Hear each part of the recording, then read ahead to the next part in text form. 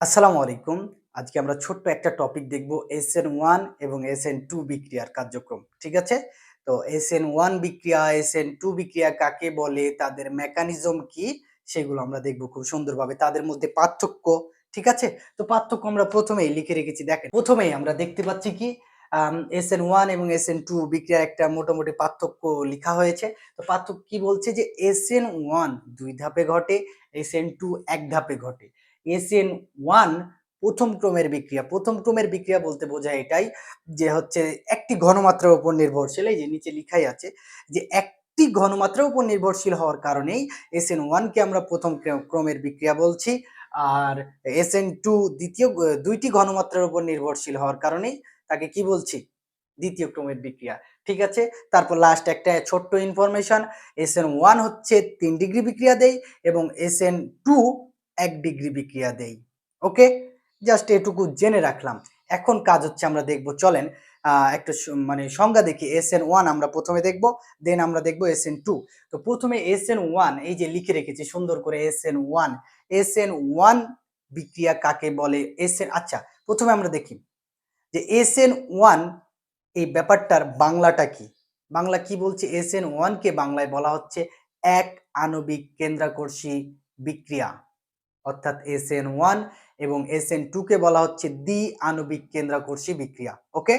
তাহলে দেখেন আমরা এখন দেখব যে হচ্ছে এক আণবিক কেন্দ্রাকর্ষী বিক্রিয়া অর্থাৎ SN1। তাহলে SN1 কাকে বলে বা এক আণবিক কেন্দ্রাকর্ষী বিক্রিয়া কাকে বলে?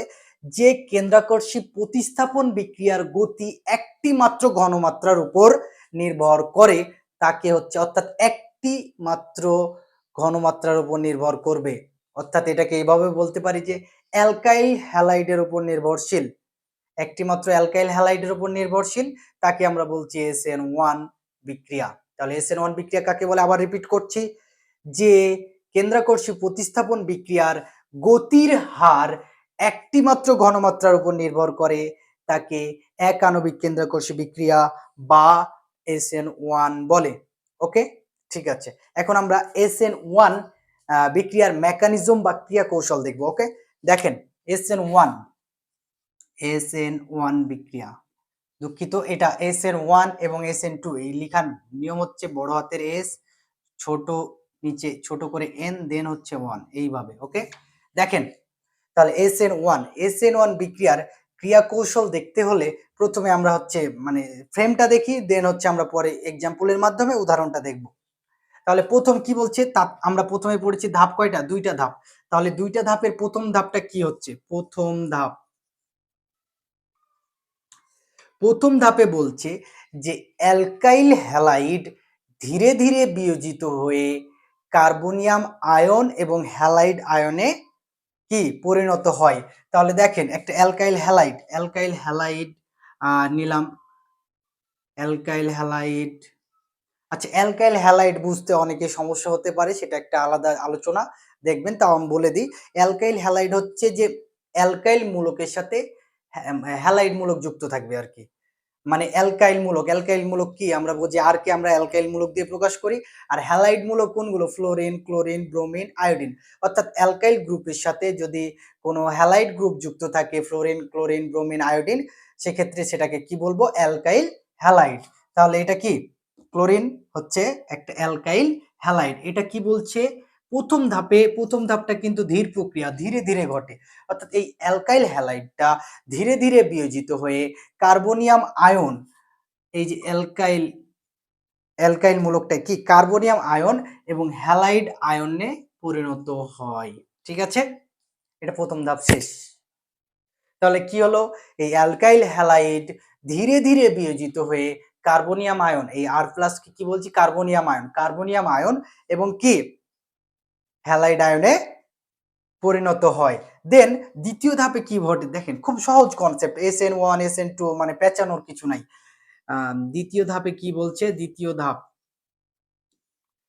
ধাপে বলছে কার্বনিয়াম আয়নের সাথে একটি নিউক্লিওফাইল যুক্ত হয়ে। এখন কোশ্চেন হচ্ছে নিউক্লিওফাইল কি? নিউক্লিওফাইল হচ্ছে আলাদা আলোচনা, অনেক বিশাল আলোচনা পড়ে নেবেন। আমি বলে রাখি যে কোনগুলোকে নিউক্লিওফাইল বলা হয়। নিউক্লিওফাইল হচ্ছে আপনার কি OH minus, Cl minus, CN minus, এইগুলোকে কম বেশি নিউক্লিওফাইল বলা হয়, আরো আছে।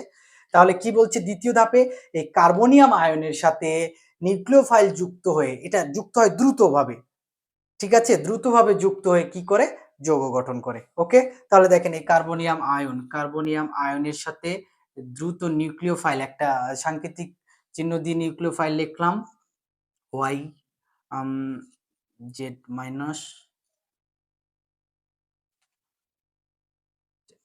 আর এই যে নিউক্লিওফাইল, এটা নিউক্লিওফাইল যদি মানে এক্সাম্পল হিসেবে ধরেন KOH, KOH, এই এইটুকু হচ্ছে নিউক্লিওফাইলের অংশ, এটি পজিটিভ অংশ।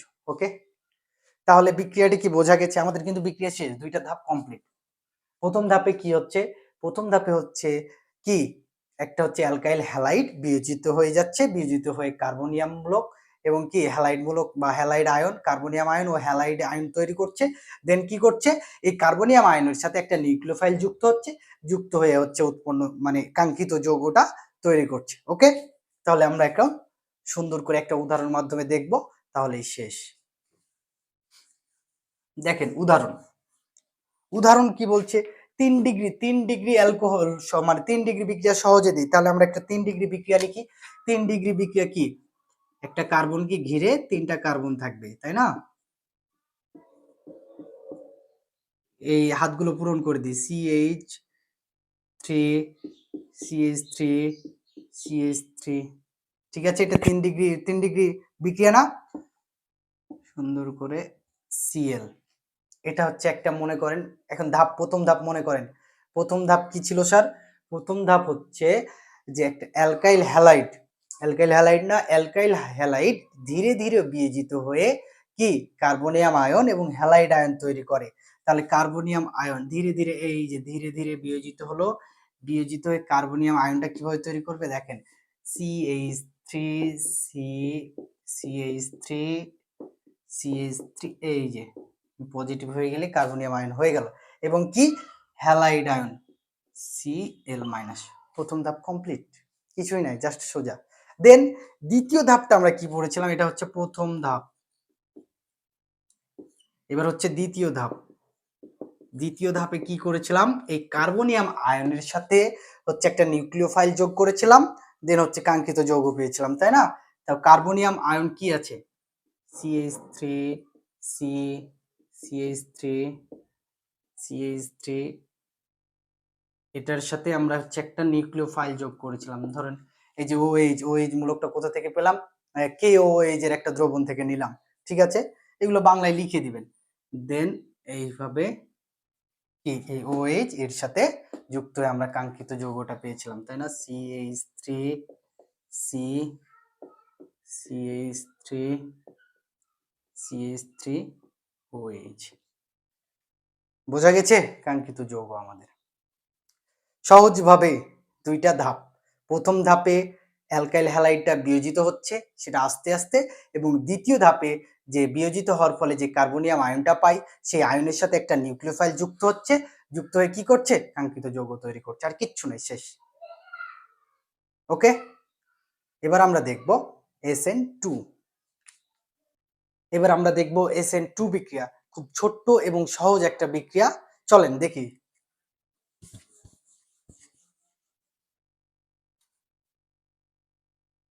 SN2 বিক্রিয়া খুব দ্রুত দেখবো আমরা।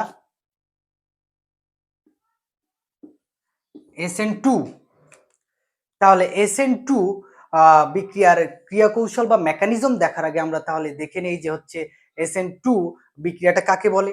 আমরা প্রথমেই জেনেছি যে SN2 অর্থাৎ দ্বি আণবিক কেন্দ্রাকর্ষী বিক্রিয়া, তাই না? তাহলে আমরা এখন দেখব দ্বি আণবিক কেন্দ্রাকর্ষী বিক্রিয়া কাকে বলে। চলেন দেখি কি বলছে, আমি লিখে রেখেছি, দেখেন যে কেন্দ্রাকর্ষী প্রতিস্থাপন বিক্রিয়ার গতির হার বিক্রিয়ায় অংশগ্রহণকারী উভয় বিক্রিয়কের ঘনমাত্রার উপর নির্ভর করে। উভয় বিক্রিয়ক বলতে যে দুইটা বিক্রিয়ক থাকে, সেই দুইটা বিক্রিয়কের উপরই নির্ভর করে, বিক্রিয়কের ঘনমাত্রার উপর নির্ভর করে, এজন্য একে বলা হয় দ্বিতীয় ক্রম বিক্রিয়া, অর্থাৎ এর কি দুইটা বিক্রিয়কের ঘনমাত্রার উপর নির্ভর করতে হবে। ঠিক আছে, তাহলে আমি আবার সংজ্ঞাটা রিপিট করছি যে কেন্দ্রাকর্ষী প্রতিস্থাপন বিক্রিয়ার গতির হার বিক্রিয়ায় অংশগ্রহণকারী উভয় বিক্রিয়কের ঘনমাত্রার উপর নির্ভর করে, তাকে দ্বি আণবিক কেন্দ্রাকর্ষী বিক্রিয়া বা SN2 বলে। ক্লিয়ার? ওকে, এখন হচ্ছে আমরা SN2 বিক্রিয়ার মেকানিজম বা ক্রিয়া কৌশল দেখব। ক্রিয়া কৌশল আমরা দেখেছি না সহজে 1 ডিগ্রি অ্যালকোহল দেয়, 1 ডিগ্রি অ্যালকোহল একটা লিখে ফেলি, সি সি মানে একটা কার্বনকে কেন্দ্র করে আরেকটা কার্বন থাকবে, তাই না? তাহলে হাত দিয়ে পূরণ করে দিই CH3 CH2 আর আরেকটা হচ্ছে হ্যালাইড মূলক Cl। এটা কি একটা 1 ডিগ্রি বিক্রিয়া, মানে 1 ডিগ্রি যৌগ। ওকে, ঠিক আছে। এখন এটাকে আমরা এইভাবে লিখতে পারি না? এইভাবে তো লিখতে পারি, সি এইদিকে দুইটা হাত দিয়ে দিলাম, CH3 মানে CH3 CH2 Cl। ঠিক আছে, এখন আমরা তো জানি যে হচ্ছে কি আমরা তো জানি প্রোডাক্টটা কি উৎপন্ন হবে। আমরা প্রোডাক্টটা আগে উৎপন্ন মানে যৌগটা কি উৎপন্ন হবে, সি এইচ CH2 CH3 আর একটা হচ্ছে OH, এই প্রোডাক্টটা উৎপন্ন হবে, তাই না? আমরা আগে লিখে নিলাম। এখন দেখেন এর সাথে কি যোগ করছি, OH নিউক্লিওফাইল একটা যোগ করছি, দিয়ে কি হচ্ছে, দিয়ে হচ্ছে এই নিউক্লিওফাইলটা যোগ করার পর এখানে একটা ব্যাপার আছে, দেখেন যে এইখানে দুইটি ঘনমাত্রার উপর নির্ভরশীল বলেছে না? এই যে এই ক্লোরিনটা কি হবে, ভেঙে যাবে। এই ক্লোরিনটা ভেঙে যাবে আর এই OH মূলকটা এখানে যুক্ত হবে। অর্থাৎ কেউ যদি ভাঙে সেক্ষেত্রে তো ও যুক্ত হতে পারবে, তাই না? এই ক্ষেত্রে ক্লোরিনটা ভাঙবে আর OH মূলকটা কি হবে, যুক্ত হবে। সেটা হচ্ছে মধ্যবর্তী একটা পর্যায়।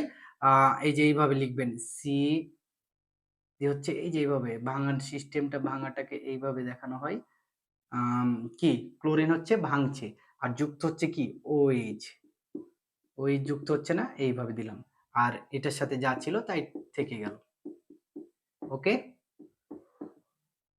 ঠিক আছে, এইখান থেকে তখন এই যে এটা তৈরি হলো OH, মানে কাঙ্ক্ষিত যৌগটা তৈরি হলো। এইটাকে কি বলছি, মধ্যবর্তী জটিল অবস্থা।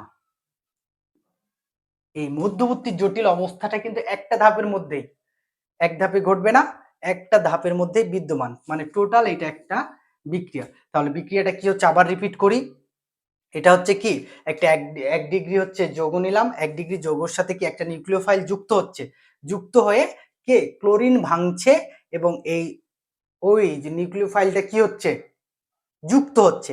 এই যে এটা এই সাংকেতিক চিহ্নটা মানে হচ্ছে এভাবে ভাঙছে, ভেঙে চলে যাচ্ছে আর এই হচ্ছে যুক্ত হচ্ছে। আর যা ছিল বিক্রিয়া তাই ওইখান থেকে আমাদের কাঙ্ক্ষিত যৌগটা কি তৈরি হচ্ছে। ক্লিয়ার? শেষ, আর কিছু নাই। এখন এইটা যদি ছোট মনে হয় এটাকে সুন্দর করে বাংলায় লিখে দিবেন, 1 ডিগ্রি অ্যালকাইল হ্যালাইড নেই, তার সাথে হচ্ছে একটা নিউক্লিওফাইল যোগ করি এবং সেইখানে আমরা বিক্রিয়া ঘটলে দেখতে পাই যে হচ্ছে কি ক্লোরিন হ্যালাইড মূলকটা ভাঙে এবং নিউক্লিওফাইলটা যুক্ত হয়, দিয়ে মাঝখানে অর্থাৎ মধ্যবর্তী একটা জটিল অবস্থা তৈরি করে এবং ফাইনালি আমরা হচ্ছে শেষ অংশে কি পাই, কাঙ্ক্ষিত যৌগটি পাই। শেষ, এভাবে লিখে দিবেন, আপনার অ্যান্সার কমপ্লিট। তাহলে আমরা কি জানলাম, SN1 বিক্রিয়া কাকে বলে, SN2 বিক্রিয়া কাকে বলে, SN1 বিক্রিয়ার ক্রিয়া কৌশল বা মেকানিজম, SN2 বিক্রিয়ার ক্রিয়া কৌশল বা মেকানিজম, এবং আরেকটা আমরা যদি বলতে পারি SN1 এবং SN2 বিক্রিয়ার মধ্যে পার্থক্য বা এদের মধ্যে পার্থক্য। ক্লিয়ার? ওকে, ভালো থাকেন, আল্লাহ হাফেজ, আসসালামু আলাইকুম।